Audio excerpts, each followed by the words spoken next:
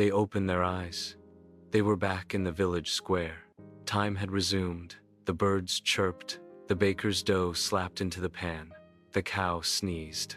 Pema was back on the wall, chewing a turnip and humming a tune only goats would understand. Lama Dorje turned to Yogi Dev. Without a word, they embraced. "I'm sorry, brother. We were both fools." No. You were almost enlightened. Now you're properly foolish."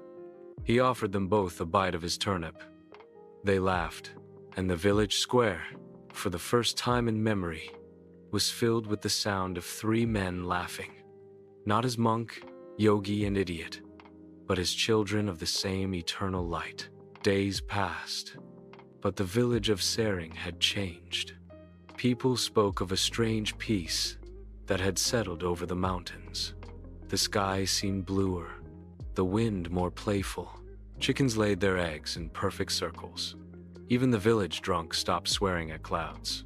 And most astonishing of all, Lama Dorje and Yogi Dev were now inseparable. They laughed together, swept the streets together, and taught meditation to children under the banyan tree, sometimes silently, sometimes while juggling vegetables. The villagers called it the Great Miracle. But if anyone asked the two former rivals what had changed, they would simply point to Pema, who was now harder than ever to find. He no longer sat by the bakery. His flute with no holes was gone. Only a trail of turnip peels led to the hills.